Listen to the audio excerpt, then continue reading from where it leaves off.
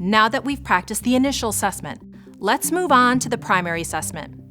This is a rapid hands-on A, B, C, D, E assessment, and you'll assess the child's airway, breathing, circulation, disability, and exposure.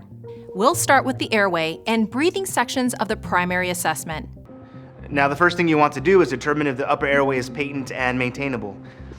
Maintainable means that the airway can be kept patent or maintained with simple measures like positioning, suctioning, or insertion of an oropharyngeal airway, or an OPA. Now, in an unresponsive child, open the airway by using the head tilt chin lift maneuver. You place one hand on the child's forehead and push with your palm to tilt the head back. At the same time, place the fingers of the other hand under the bony part of the lower jaw near the chin. You lift the jaw to bring the chin forward. This will lift the child's tongue, relieving a possible airway obstruction. Do not use your thumb to lift the chin, and do not press deeply into the soft tissue under the chin because this might block the airway. If the airway isn't patent or can't be made patent by using simple maneuvers, you'll need to insert an advanced airway. If you recognize that the airway is patent, assess breathing. And to do that, you need to evaluate several aspects of the child's respiratory function. Is his breathing pattern regular? What about the respiratory rate? Is that normal for his age? If not, is it too fast or too slow? What about the child's effort? Is that normal? Are there signs of increased effort, such as nasal flaring, head bobbing, chest retractions, or seesaw respirations? And if you see any of these signs of increased effort, do they occur during inspiration, expiration, or both? Do you hear any grossly audible sounds, such as stridor, barking cough, or snoring? Is he grunting? You have to make sure to take all of these into consideration. When checking a child's breathing, one of the key things you want to assess is chest expansion. Look for chest rise and fall with respirations. Chest expansion should be equal on both sides. Also look for prolonged inspiration and prolonged expiration. This is the time it takes the child to exhale and typically represents lower airway obstruction, such as seen with asthma. Now, using a stethoscope, listen to the following areas: front of the chest, just to the left and right of the sternum, under each axilla, and both sides of the back. Is the air movement normal or decreased? Compare breath sounds on the left side to those on the right, and compare sounds in the front to those in the back. Listen for abnormal sounds, such as wheezes or crackles, and determine if air movement is normal, decreased, or unequal. Here's a clip of a real patient in respiratory distress. Note the expiratory wheezes along with a rapid respiratory rate and increased respiratory effort.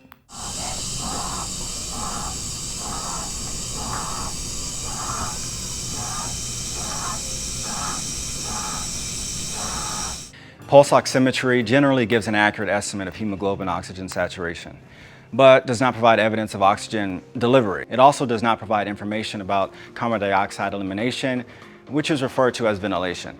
Now, during shock and cardiac arrest, systemic blood flow is severely compromised, and for a pulse oximeter to calculate the hemoglobin saturation with oxygen, it needs to detect pulsatile blood flow. If the child's pulses are extremely weak, the pulse oximeter may not be able to detect the hemoglobin saturation, or the results may be inaccurate. Now remember, your focus should be on supporting and treating the child, not the device. If the oxygen saturation is less than 94% when the child is breathing room air, this indicates hypoxemia. If a child is in respiratory distress, identify whether it's mild or severe. The following signs indicate that the child is in severe distress and may progress to respiratory failure, so the child requires immediate care.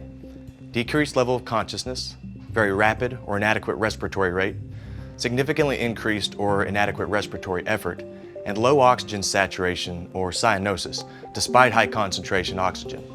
Children with respiratory distress usually have an increased pulse rate. If a child in respiratory failure develops bradycardia, this is a sign of impending cardiac arrest. Call for help immediately. Then open the airway. Be prepared to provide bag mask ventilation. Now that we've discussed airway and breathing, let's discuss C, D, E, the circulation, disability, and exposure components of the primary assessment. To assess circulation, you'll check the heart rate and rhythm, pulses, capillary refill time, skin color and temperature, and blood pressure. The assessment of heart rate is very important when evaluating a child's circulation. Alterations in a child's heart rate can provide significant clues to the severity of illness or injury and response to treatment. Age and a number of clinical conditions can affect a child's heart rate. When evaluating the heart rate, first consider if it's normal for age. Anxiety, pain, agitation, or fever can all increase the heart rate above normal. If the heart rate is less than 60 beats per minute with signs of poor perfusion, despite adequate oxygenation and ventilation, you must provide CPR immediately. Feel the central pulses, such as the carotid or femoral in a child, or brachial in an infant. Also feel the peripheral pulses, such as the radial pulse. Another sign of poor perfusion may be capillary refill. Normal capillary refill time is 2 seconds or less. However, delayed capillary refill time is not always abnormal. Other important assessments of perfusion include skin color and temperature. Look to see if the skin is pale or mottled. Note if the skin is warm or cool. Look for cyanosis in the skin, nail beds, and mucous membranes. And compare the color and palpable temperature of the trunk with the color and temperature of the extremities. When the child develops poor perfusion, the hands and feet may become much cooler than the trunk. The final component of circulation assessment is blood pressure. When you're measuring the blood pressure, the length of the cuff should extend to cover at least 50 to 75% of the upper arm, from the axilla to the antecubital fossa. In addition, the bladder inside the cuff should cover no more than about 40% of the mid-upper arm circumference. A cuff that's too large will give falsely low values, and a cuff that's too small will give falsely high values. Take note of whether the systolic blood pressure is normal or abnormal for children 1 to 10 years old by using the following formula. The normal systolic blood pressure for children 1 to 10 years of age is about 90 millimeters of mercury, plus 2 times the child's age in years. Hypotension for children 1 to 10 years of age is a systolic blood pressure of less than 70 millimeters of mercury, plus 2 times their age in years. If you can't palpate distal pulses, the automated blood pressure device may not accurately measure the blood pressure. In addition, automated blood pressure cuffs may provide inaccurately high readings when the child's in shock. And for this reason, if the child's in shock, an arterial catheter is often inserted to monitor the child's intra-arterial pressure. This intra-arterial pressure measurement should be very accurate if the system is properly set up and the catheter is patent. It's important to know that children can be in shock but still have a normal blood pressure. Hypotension is usually a late sign of shock, so you want to intervene well in advance of this. Otherwise, they deteriorate very rapidly. It's scary how quickly it can happen. Now that we've discussed circulation, let's move on to the next step of the primary assessment, disability. This entails assessing the child's level of consciousness, pupillary responses, and glucose. To assess a child's level of consciousness, we use the AVPU, or AVPU, Pediatric Response Scale. This is a mnemonic you can refer to when assessing a child's level of alertness and response to stimuli. Is the child alert, responsive to voice, only responsive to pain, or unresponsive? If the child does not respond to voice, assess the child's response to a painful stimulus, such as a sternal rub. 2 other quick assessments are pupillary response and glucose level. When performing a pupil check, we check for size, symmetry, and reaction to light. Unequal pupils may suggest a serious problem, such as increased intracranial pressure or an eye injury.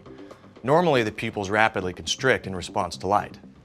In addition, if you shine a light into one eye, the other eye should normally constrict, and this is called consensual constriction. Slow constriction or no constriction may indicate increased intracranial pressure.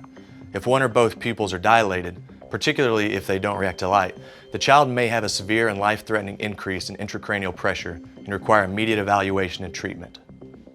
For any seriously ill child, you should obtain a point-of-care glucose level concentration as soon as possible to evaluate for the presence of hypoglycemia and hyperglycemia. Neonates should have a blood glucose concentration of at least 45 milligrams per deciliter. Infants and older children should have a blood glucose concentration of at least 60 milligrams per deciliter. Now let's move on to the final step of the primary assessment, exposure.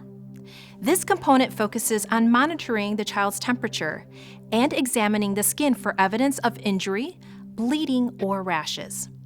When you're performing the exposure part of the primary assessment, you perform a complete head-to-toe visual examination of the skin and body, including the patient's back and perineal area. You should look for evidence of trauma, such as bleeding, burns, bruising, or other types of injuries.